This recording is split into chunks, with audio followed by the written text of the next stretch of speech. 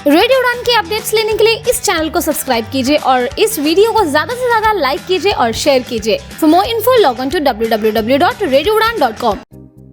नमस्कार दोस्तों, मैं ज्योति मलिक और प्रोग्राम शुरू हो चुका है डियर जिंदगी विद लाइफ कोच कविता हंस। और ऑब्वियसली आप सुन रहे हैं रेडियो उड़ान और इस प्रोग्राम को आप YouTube पर भी सुन सकते हैं। आप रेडियो उड़ान के सभी शोज को तो पसंद करते ही हैं, हमारे डियर जिंदगी को भी आप बहुत पसंद कर रहे हैं, इसके लिए आप सभी का बहुत बहुत शुक्रिया। और हाँ, पिछला एपिसोड जो कि हमने लाइव किया था मदर्स डे पर, उसे आपने बहुत पसंद किया और आपका बहुत एक्टिव पार्टिसिपेशन रहा। आप सभी का बहुत बहुत शुक्रिया। और आपको ये भी बताने में मुझे बहुत खुशी हो रही है कि हम कोशिश करेंगे कि महीने में एक बार हम लाइव ज़रूर आएँ और आपके साथ लाइव सेशन करें, जिसमें आपके क्वेश्चंस हम लें और उसके आंसर्स कविता मैम देने की कोशिश करेंगी। तो आप हमें ज़रूर ज्वाइन कीजिएगा जब भी आपको नोटिफिकेशन मिलता है कि हम लाइव आने वाले हैं। और नोटिफिकेशन कैसे मिलेगा वो तो आपको पता ही है कि आपको हमारे social media Facebook, Twitter, Instagram और इसके अलावा व्हाट्सएप ग्रुप्स में एक्टिव रहना है। आपको वहीं पर ही अपडेट मिल जाएगी। चलिए तो आज के प्रोग्राम के बारे में थोड़ा आपको बता देते हैं। आज हम जिस टॉपिक पर बात करने वाले हैं बहुत ही इम्पोर्टेंट है, हमारी लाइफ का हिस्सा है। आज हम बात करेंगे respect is the key to happy relationships. और आज के प्रोग्राम में हम ये भी समझेंगे कि हाउ टू हैंडल डिसरिस्पेक्ट। तो प्रोग्राम को पूरा जरूर सुनिएगा। यस, आप समझ ही गए होंगे कि आज रिस्पेक्ट पर बात होने वाली है। अब रिस्पेक्ट का हैप्पीनेस के साथ क्या रिलेशन है और रिस्पेक्ट क्या होती है, किस हद तक हमें रिस्पेक्ट एक्सपेक्ट करनी चाहिए और किस हद तक हमें रिस्पेक्ट देनी चाहिए, ये सब कुछ हम जानेंगे। और भी बहुत कुछ होने वाला है आज के प्रोग्राम में जी। तो हैप्पी लाइफ कौन नहीं चाहता। आइए हैप्पी लाइफ की ओर एक कदम बढ़ाते हैं और कविता मैम जी से मिलते हैं और आज के टॉपिक पर बात करते हैं। Welcome ma'am. Hi Jyoti, how are you? I am good. Okay, how was your weekend? It was fantastic. Lockdown में हाँ। यस। सो आज तुम बहुत एक भारी सा स्टेटमेंट लेके आई हो, वो है respect is the key to successful and happy relationships, है ना? और what do you feel Jyoti? हमें बचपन से सिखाया जाता है, स्कूल में भी, घर में भी, कि भाई सबकी रिस्पेक्ट करनी चाहिए, है ना? तो मुझे तुम ये बताओ कि रिस्पेक्ट के मीनिंग क्या है तुम्हारे हिसाब से? What do you think, what is respect? मेरे हिसाब से रिस्पेक्ट वही है जहाँ पर आप किसी की इंसल्ट ना करो। अगर किसी ने कुछ कहा है उसे आप लॉजिकल समझो, उसकी बात को कुछ वेटेज दो। या फिर किसी को अनइम्पोर्टेंट जब कोई समझता है तो ऐसे लगता है कि डिसरिस्पेक्ट हुआ है, या किसी ने किसी पर शाउट किया है, कुछ ऐसा रिएक्शन दिया है जो गलत है। वो कोई भी हो सकता है, इग्नोरेंस, कई बार कुछ भी कह सकते हैं तो ओके ऐसा मेरे हिसाब से। ओके, तो तुम्हारे हिसाब से हुआ कि इग्नोरेंस हो सकता है कि और हमें एक कोई और टॉन्टिंग। हाँ, कई टॉन्टिंग करते हैं, वो भी डिसरिस्पेक्ट लगती है। I know. तो ऐसा भी तो हमने सुना है ना कि भाई ऊंची आवाज में मत बोलो। अगर हम ऊंची आवाज में बोल रहे हैं तो मतलब वो कि हम किसी के डिसरिस्पेक्ट कर रहे हैं, है ना? तो अब असली मायने क्या है रिस्पेक्ट के? जहां तक मैं समझती हूँ कि there is respect is actually playing a very very dominant role in families, in couple relationships, in the relationship between a parent and a child, in the relationship between two friends, है ना, in the relationship between a boss and a subordinate, and also may be in relationship between the boyfriend and the girlfriend, है ना?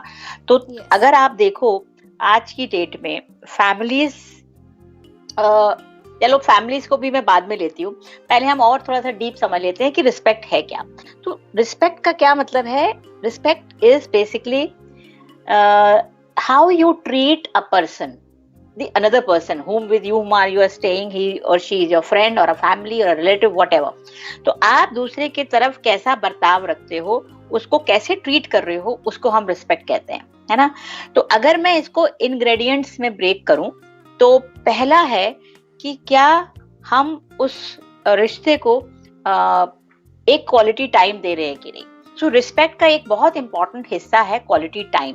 For example, suppose a husband is working through out, है ना, and wife is staying alone at home.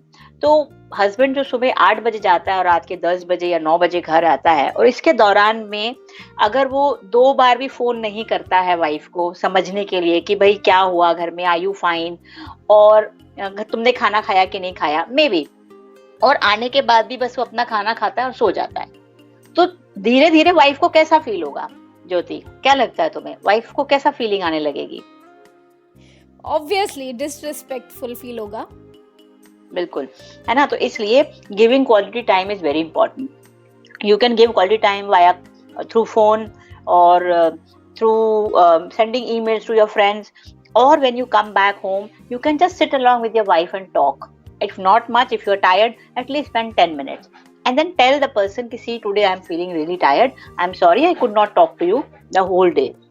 Now the person has got the adequate attention, है ना। तो respect का ये बहुत एक बड़ा मायने है कि हम कितना अटेंशन दे रहे हैं उस रिलेशन को। And second very important ingredient is talking. Am I allowing the person to talk, to speak. ये इस रिश्ते में अवेलेबल है कि नहीं। बहुत सारे रिश्तों में क्या होता है फैमिलीज में कि youngers are not allowed to speak, है ना, in front of the elders. तो उसमें क्या होता है, सप्रेशन ऑफ फीलिंग्स और सप्रेशन ऑफ थॉट्स रह जाता है, and because of this there is a problem in the relationship. So second very important ingredient is that we need to speak, but yes, that is a different question, that how we speak, है ना, कि we should not be loud or we should not be speaking in a taunting way as you said earlier, वो अलग बात है. लेकिन क्या हमारे फैमिली के अंदर ये अलाउड है? क्या हम बात कर सकते हैं? कोई हमें चीज खराब लगी है तो क्या हम उसको बोल सकते हैं? अगर हम उसको बोल सकते हैं, that means the other person is there to listen. So the third very important ingredient of respect is listening. तो जब कोई दूसरा कुछ शिकायत कर रहा है या कुछ अपना एक्सपीरियंस शेयर कर रहा है या आज उसको कोई सैड फीलिंग आई है और वो आपको बताने की कोशिश कर रहा है, तो क्या आप सुन रहे हो? अगर आप सुनते हो दूसरों की बातों को, उनको, उनके ओपिनियंस को समझते हो, तो that means yes, you are showing respect towards that person. Further, next is that we all are imperfect, है ना, हमारे में से कोई भी परफेक्ट नहीं है. तो क्या हम इस बात को समझते हैं और उस इम्परफेक्शन को अलाउ करते हैं और एक्सेप्ट करते हैं उसको कि ठीक है भाई, in case if you do not have this quality और you do not have this skill, still I love you and still I respect you. But mostly क्या होता है, जितने भी रिलेशनशिप तुम देखो ज्योति, हम जितने दूसरों के इम्परफेक्शन है उसको ठीक करने में लग जाते हैं कि नहीं नहीं तुम्हारे में ये बात सही नहीं है, तुम इसको ठीक करो. तो उसके चक्कर में क्या होता है कि हम उनके पॉजिटिव्स भूल जाते हैं और उनके नेगेटिव्स पे ही हमारा लगातार ध्यान रहता है और उससे भी रिलेशन स्ट्रेन हो जाता है. तो रिलेशंस में ये बहुत इंपॉर्टेंट है कि हम एक दूसरे को एज इट इज एक्सेप्ट करें, हम उसको चेंज करने की कोशिश ना करें, है ना. अगर चेंज उसको करना होगा तो वो अपने हिसाब से अपनी मर्जी से करेगा या करेगी, लेकिन आप उसकी एक्सेप्टेंस सिर्फ इस वजह से आप मत करिए कि अगर वो चेंज नहीं हो रहा है तो I can't accept this, right? So that way also means you are not showing respect to that person. And another which is very important is that are you allowing the other person to put up their opinions. कभी कभी क्या होता है कि मैं अगर मान लो कुछ ऐसे टॉपिक पे बात करती हूँ ज्योति और तुम्हें पसंद नहीं आता, तुम बोलोगे मैम नहीं, ये नहीं, मेरे को नहीं सुनना, मेरे को कोई इंटरेस्ट नहीं है इसमें, तो आई विल फील डिसरिस्पेक्टेड, है ना. तो इसमें क्या रहता है, इस केस में अगर मान लो अगर आपको वो टॉपिक पे इंटरेस्ट नहीं भी है, so you can still listen, but you later on you can say कि see, I would not be able to add much on this because I do not have much idea about it because this is not the topic of my interest, but fantastic, you had shared very nicely. तो क्या मैं open हूँ दूसरे के opinion को सुनने के लिए, ठीक है. तो ये जो हमारे 5 इंग्रेडिएंट हैं, अगर हम ये अपनी लाइफ में फॉलो कर रहे हैं, first is am I giving the quality time to my relation, am I allowing the person to speak and express his feelings, thoughts, and second is am I ready to listen whatever the person is saying.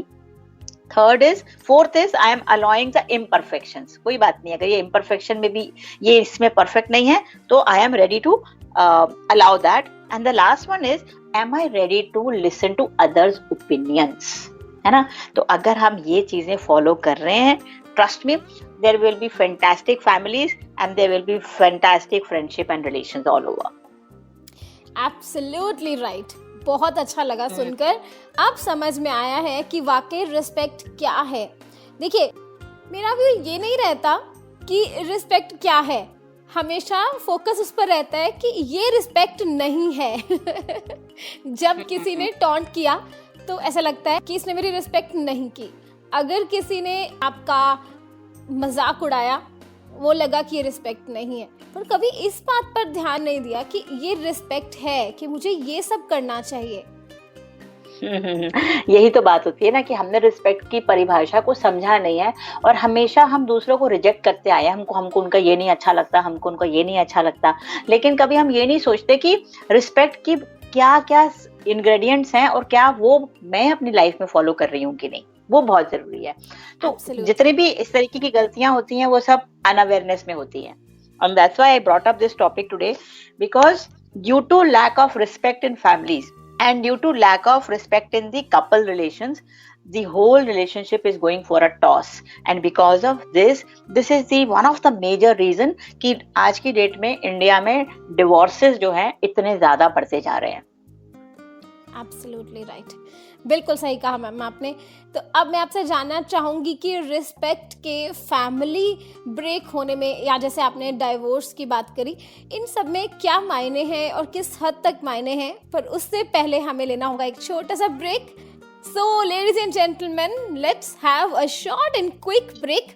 ये छोटा सा music सुनिए, enjoy कीजिए और वापस आते हैं आपके फेवरेट शो में, डियर जिंदगी विद लाइफ कोच कविता हंस, ओनली ऑन रेडियो उड़ान, a flight of life. Welcome back दोस्तों, एक बार फिर से स्वागत आप सभी का डियर जिंदगी में, और मैं हूँ ज्योति मलिक. आप सुन रहे हैं रेडियो उड़ान. और दोस्तों, ब्रेक से पहले हम बात कर चुके हैं रिस्पेक्ट के बारे में. What is the importance of respect in relationships, या हम कहें हैप्पी रिलेशनशिप्स. तो चलिए कविता मैम से बात को आगे बढ़ाते हैं और मैम से जानते हैं कि रिस्पेक्ट के फैमिली में क्या मायने हैं. So I'm working with so many couples and who are actually facing lot of challenges with each other. तो उसका मेजर जो मैं देखती हूँ, the lack जो है उनके रिश्ते में, वो है रिस्पेक्ट. तो क्या हो रहा है कि फीमेल इज फीलिंग ट्रैप्ड, है ना. Female is feeling trapped in the relation. Why? Because the male member जो हस्बैंड है, उनको लगता है कि क्योंकि अब उनकी शादी हमारे घर में हो गई है तो फीमेल को वो सारी चीजें करनी है जो कि हमारे घर का एक रिवाज है. To certain extent I agree, being into the Indian family, I agree that yes, woman has to take up lot of cultural values and follow all the systems wherever she has got married to. But apart from this, is there still a respect word which is going on or no? Because if you will think that 100% of the stuff woman only has to do and has to compromise everywhere, so slowly and gradually her freedom is trapped. So she cannot move outside, she cannot go to her own home, she cannot wear the clothes of her own choice, or even if she's earning, she has to give the entire money to the in-laws or to the husband, and wherever she has to spend, she has to ask others 10 times. And so इस तरीके की जो चीजें हैं ना, इससे बहुत जो freedom जो है वो choked हो जाता है. And when the freedom is choked, the whole relationship goes for a toss. तो systems अपनी जगह पर हैं कि हाँ, I am married and of course I understand that I have to follow all these things, but everything needs a balance. So मुझे ऐसा लगता है कि we should not love a person in such a way that we take away the freedom only from the person. है ना, कि भाई नहीं अब हमारी शादी हो गई and I love you so much and you have to do everything. And initially शुरू में women does also all the stuff, but slowly and gradually she realizes that she is not living the life of her own choice, of her own thoughts. And because of this suppression of her own feelings and thoughts, that starts coming out of anger. वो बाहर आने लगता है गुस्से के form में, and then slowly and gradually the relationship starts deteriorating. तो उसके बाद स्टेटस ये हो जाता है कि female is staying with a husband either out of fear, उसको डर है कि भाई अगर मैं छोड़ के चली गई तो मेरा क्या होगा, मुझे कुछ सिक्योरिटी नहीं है मेरे पास, है ना, and I am not the earning member also. या तो हम दोनों, मतलब वो दोनों जो है वो साथ में सिर्फ इस वजह से रह रहे हैं कि डर है, या ये सोचते हैं कि मेरे पेरेंट्स क्या सोचेंगे, बाहर के लोग क्या। And Jyoti, I can tell you, there are so many couples who are staying together just because that they are having kids. बच्चों की खातिर वो साथ में रह रहे हैं, लेकिन महीनों हो गए हैं वो आपस में एक दूसरे से बात नहीं करते। यस, तो ये ऐसा नहीं है कि ये ब्लूम जो है एकदम से सडन आया होगा, धीरे धीरे धीरे करके ये सारी चीजें खराब हुई हैं। तो इसलिए मैं सभी श्रोताओं से ये बोलूंगी कि अगर आप फैमिली में रहते हैं या आप फ्रेंडशिप के रिलेशन में हैं, ये जो 5 इंग्रेडिएंट्स मैंने आपको दिए हैं कि उनको टाइम दीजिए, उनको बोलने का मौका दीजिए, अपने आप को एक्सप्रेस करने का मौका दीजिए, और उनकी बात को सुनिए और समझिए, वो बहुत जरूरी है। और अगर वो इम्परफेक्ट भी हैं, उनको एक्सेप्ट करिए और उनके ओपिनियंस को सुनने के लिए हमेशा तैयार रहें। तो अगर आप ये 5 चीजें अपनी लाइफ में फॉलो कर रहे हैं, trust me, you will be having an amazing family and amazing marriage. Yes, absolutely, बहुत अच्छे से समझाया। तो मैम अब ये बताइए कि रिलेशनशिप्स तो फ्रेंड्स के बीच में भी होते हैं, एक गर्लफ्रेंड बॉयफ्रेंड के बीच में भी होता है, तो वहाँ पर भी रिस्पेक्ट की बहुत ज़रूरत होती है। रिस्पेक्ट ना हो तो ऑब्वियसली रिश्ता खराब होगा। बिल्कुल। तो अब देखो ना ज्योति, तुम मुझे बताओ कि तुमको कोई एक बहुत ही हैंडसम सा बंदा मिल जाए, है ना, और बहुत बढ़िया है, दिखने में भी बहुत अच्छा है, और उसके पास अच्छा सारा करियर है, पैसा भी अच्छा है, तो तुम क्या करोगी? और लेकिन वो दूसरों को ट्रीट अच्छे से नहीं करता, लोगों से बात ठीक से नहीं करता, तो आप क्या करोगे? Would you like to be friendly with him? Would you like to make him as your boyfriend? No, never. हाँ ना, तो क्यों ऐसा हुआ? क्योंकि हमें पता लग रहा है कि हमारी रिस्पेक्ट खतरे में है ना। लेकिन क्या हो रहा है आजकल कि जब भी हम एक दूसरे को देखते हैं, लड़का लड़की को देखता है तो उसको कहता है यार लड़की so beautiful and nice, good looking है, चलो फ्रेंडशिप करते हैं, है ना, और वो फ्रेंडशिप हो जाती है। या लड़की लड़के को देखती है कि बहुत हैंडसम है, बाइक है उसके पास, है ना, और हम लोग बहुत इन्फ्लुएंस हो जाते हैं। बट जैसे जैसे वो दोस्ती आगे बढ़ती है और फिर हमें रियलाइज होता है कि ये तो मेरी बात सुनने को ही तैयार नहीं है, ये तो मेरे ओपिनियंस भी बिल्कुल नहीं सुनता है, उसके पास मेरे लिए वक्त नहीं है, या बहुत कम वक्त देता है ना, और या फिर आपको लगता है कि वो आपकी कोई परवाह नहीं करता। ये वाले इंग्रेडिएंट्स की वजह से जितनी जल्दी दोस्ती होती है उतनी ही जल्दी दोस्ती टूट भी जाती है ना। अल्टीमेटली अगर आप इसका रूट देखेंगे तो क्या हुआ, every human is looking for respect, है ना, कि I want to be respected, you treat me nicely, this is the crux, this is the root cause of the success of any relationship. And every human wants freedom, है ना, ये बहुत उनके लिए जरूरी है। तो कोई भी रिलेशन में आके उनको लगे कि नहीं अब तो मैं जो बोल रहा हूँ मैं वैसे ही करो, तो वहां पे प्रॉब्लम शुरू हो जाती है।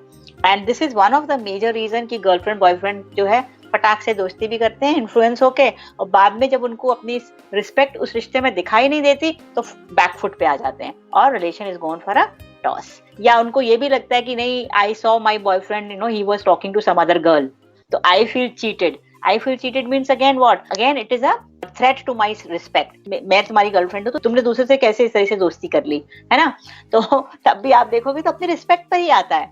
तो ultimately we all as human we are looking for respect in each others eyes. बिल्कुल सही कहा। मोटा मोटा यही समझ में आया है कि जब भी आपको लगे कि आपका रिलेशन खराब हो रहा है या आपको लग रहा है कि कुछ गड़बड़ है, तो आपको ये देख लेना चाहिए कि क्या ऐसा तो नहीं है कि आप उस पर्सन की रिस्पेक्ट नहीं कर रहे। ये जो 5 इंग्रेडिएंट्स बताए हैं इन पर आप सोचिए कि क्या ऐसा तो नहीं इनमें से कोई भी इंग्रेडिएंट है जो मिसिंग है।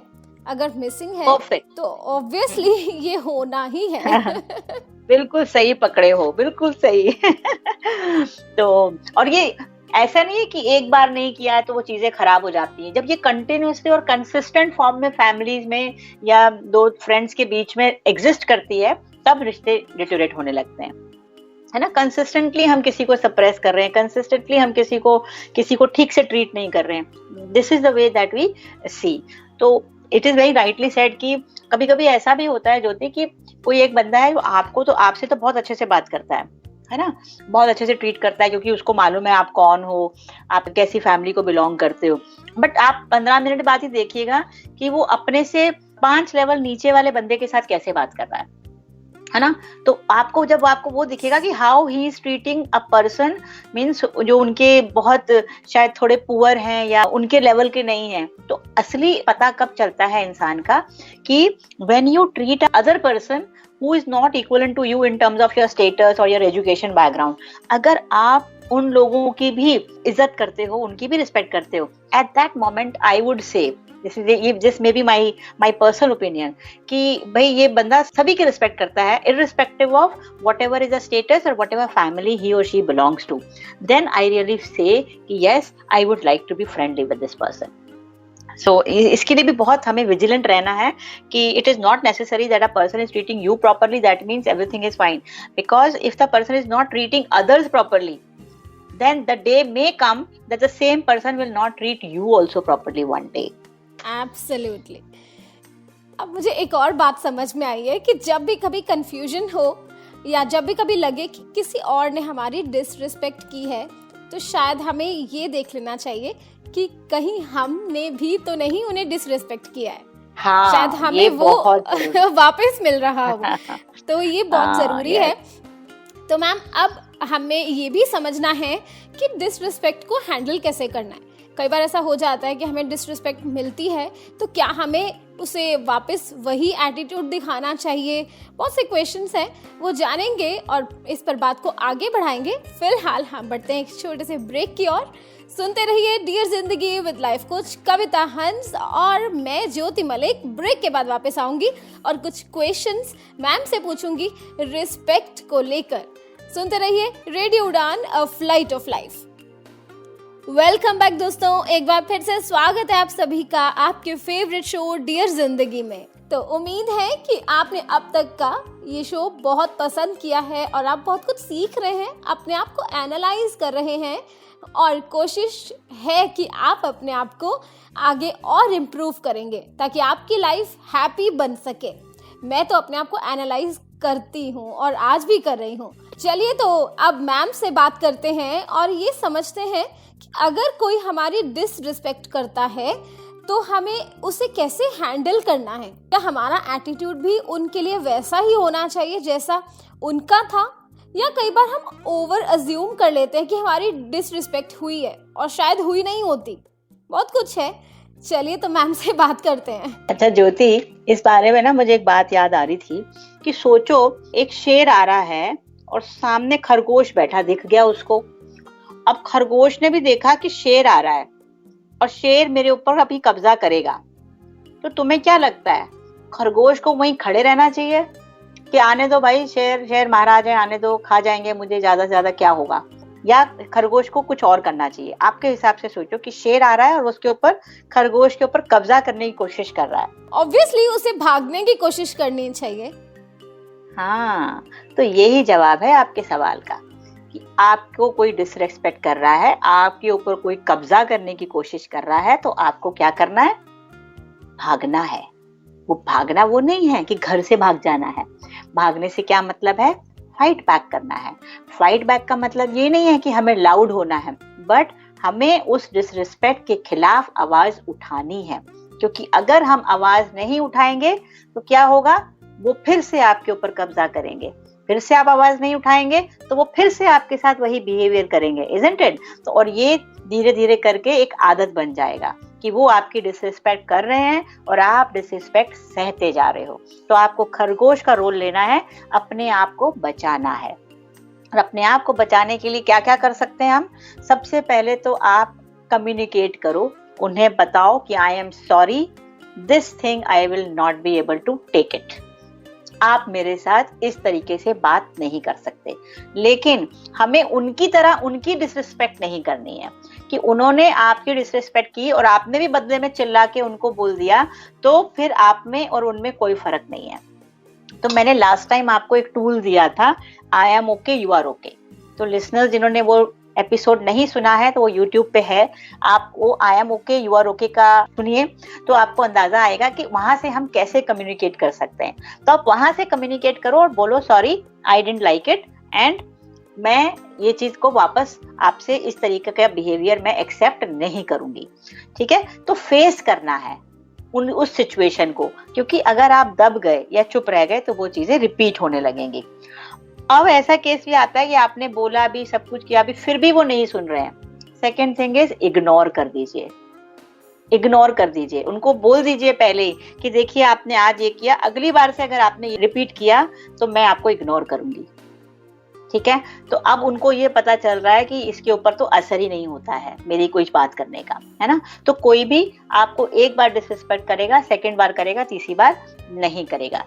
लेकिन कई बार ऐसा होता है ज्योति कि हम कम्युनिकेट ही नहीं कर पाते, है ना। हमारे में इतनी हिम्मत नहीं है कि जो हमारी डिसरिस्पेक्ट कर रहे हैं या महीनों से कर रहे हैं या सालों से कर रहे हैं, हम इतने स्ट्रांग नहीं हैं अंदर से कि हम वहां पर आवाज उठा पाए। क्यों? क्योंकि हम अपनी ही रिस्पेक्ट नहीं करते हैं। तो वो बहुत जरूरी है कि बाहर लड़ने से पहले आपको अपने आप से पहले लड़ना है ना। पहले आप देखिए कि आप अपनी खुद की रिस्पेक्ट करते हो क्या। Do you love yourself? Do you really like yourself? Do you really accept yourself the way you are? Do you feel you are an important person? अगर आपके इन चारों सवालों के आंसर यस हैं तो आप समझे कि यस यू रिस्पेक्ट योरसेल्फ। तो अगर आप अपने आप को ये सारे सवालों के जवाब अगर आपके यस में हैं तो आप में हिम्मत रहेगी कि मैं कम्युनिकेट कर सकती हूँ। और अगर आप कम्युनिकेट नहीं कर पा रहे हैं तो आपके इन चारों सवालों का जवाब शायद नो है, क्योंकि जब आप अपने आप से ही प्यार नहीं करते हो, आप अपने आप को ही एक्सेप्ट नहीं करते हो, तो बाहर के लोग आपको कैसे एक्सेप्ट करेंगे? Getting me? एब्सोल्युटली। यस ज्योति, बिल्कुल सही कहा आपने। अच्छा, अब एक और क्वेश्चन मेरे माइंड में आ रहा है। एक बच्चा है, उसने होमवर्क नहीं किया, या ये कह लो कि उसने आधा होमवर्क किया, वो थक गया। बच्चे की अपनी कोई पर्सनल प्रॉब्लम हो सकती है, कोई भी रीजन हो सकता है। अब मदर ने आके उसे अच्छे से डांट दिया, शायद 2-4 थप्पड़ भी लगा दिए, और बच्चे को ये लगा कि मेरी डिसरिस्पेक्ट हुई है। तो उस सिचुएशन में बच्चा नाराज हो जाता है। तो ऐसी सिचुएशन को कैसे हैंडल किया जाए? और बच्चा हो सकता है वो गुस्से में कहे अब तो मैं बिल्कुल ही नहीं करूंगा, मैं पढ़ूंगा ही नहीं।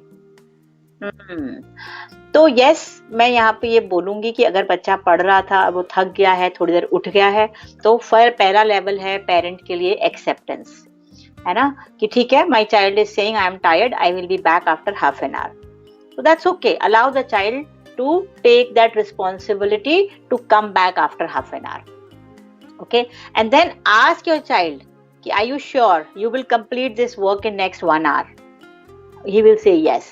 क्योंकि थप्पड़ मार देने से तो हमने क्या किया, हमने अपनी पावर का इस्तेमाल कर लिया, और ये पावर आपकी तभी तक चलेगी जब तक बच्चा 7-8 साल का है। जैसे जैसे बच्चा बड़ा होगा तो ना तो आप उसको थप्पड़ मार पाएंगे, ना ही आप उसके ऊपर चिल्ला पाएंगे, क्योंकि आप चिल्लाएंगे उसके, वो भी अब पावरफुल है, 10-12-13 साल के बच्चे हो जाते हैं तो वो डबल आवाज में चिल्लाएंगे आपको, और अल्टीमेटली कन्फ्लिक्ट हो जाएगा। सो किसी को भी दबाना किसी भी सिचुएशन में, चाहे वो बच्चा है या बड़ा है, that is actually not a great idea. So acceptance is the की। तो एक्सेप्ट करिए कि ठीक है बच्चा थक गया है, तो बट क्वेश्चन करो कि बेटा what time will you be back and complete your work. And अगर वो ऐसा भी हो कि बच्चा कर ही नहीं रहा, जी मुझे करना ही नहीं है, तो उसको कॉन्सिक्वेंसेस फेस करने दीजिए। उसको कल बिना होमवर्क के जाने दो स्कूल, उसको वहां पर पनिशमेंट होने दीजिए, पर कमेंट मत कीजिए, टॉन्टिंग मत कीजिए। So when the child is back from school next day, ask what happened in school today, है ना, हाउ डिड यू फील। वो बताएगा मम्मा टीचर ने डांटा मुझे। अच्छा, what did you feel? I did not feel good. Okay, really? So why do you think teacher scolded you? Yeah, teacher scolded me because I did not do my work. Okay, so do you want to experience this thing again?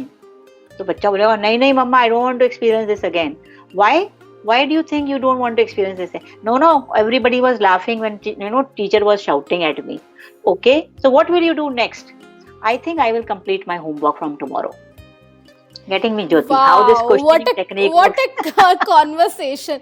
और मैं इसे दूसरी तरह से ले रही थी कि अगर कोई मदर ऐसे कहे, अगले दिन जब बच्चा आया स्कूल से और मदर कहे कि अच्छा हुआ तुझे टीचर से डांट पड़ी, ऐसे ही होना चाहिए तेरे साथ, अब अगली बार करेगा? बच्चा कहेगा हाँ करूंगा। अगर उसने फिर नहीं किया तो 2 की जगह 6 थप्पड़ पड़ेंगे। थप्पड़ मारने से क्या किया हमने, पावर इस्तेमाल करके सप्रेस कर दिया उसको। क्वेश्चनिंग टेक्निक से क्या होता है, we trigger the thinking process of the child, and when we trigger the thinking process of the child we are inculcating responsibility in them, कि देखो भाई रिस्पॉन्सिबिलिटी तुम्हारी है, देखो सोचो तुम्हें क्या करना है ना। और इस सारे एपिसोड में तुम देखोगे ना, जो भी मैंने कॉन्वर्सेशन शेयर किया, सब में हमने बच्चे की रिस्पेक्ट को इंटैक्ट रखा है, हमने उसकी रिस्पेक्ट को, उसकी सेल्फ रिस्पेक्ट को हमने टच नहीं किया है, इजंट इट? बिल्कुल सही, That's बिल्कुल what सही। we beauty। Yeah। जब हम इस बात का ध्यान रखते हैं कि रिस्पेक्ट हम उस पर्सन की या किसी की भी हर्ट नहीं होनी चाहिए, शायद तब तक कोई प्रॉब्लम आने के चांसेस नहीं है। और मुझे लगता है कि प्रॉब्लम बहुत इजीली सॉल्व भी हो जाए, कि एक बार रिस्पेक्ट हर्ट हुई बस फिर तो आग धीरे धीरे बढ़ती ही जाएगी। बिल्कुल बिल्कुल। तो इसलिए मैं, एक कोट है मेरे पास जो मेरी ही बुक में लिखा भी हुआ है। I have written a book on the wheel of relationships. This book is available on Amazon, so those who wish they can read. And उसके अंदर एक बहुत important principle है, वो भी respect के ऊपर ही है, where I have mentioned lot of my clients' experiences that how the respect is playing a role in the families. So I would very clearly say here that respect the person for who they are, not for what you want them to be. Respect the person for what can they do, not for what you want them to do. समझ रहे हो? Absolutely, बहुत बढ़िया, well said. और शायद मैं कहूंगी कि आज के प्रोग्राम का निचोड़ ही यही है। The moral of today's show is this, what you said ma'am, it's absolutely right.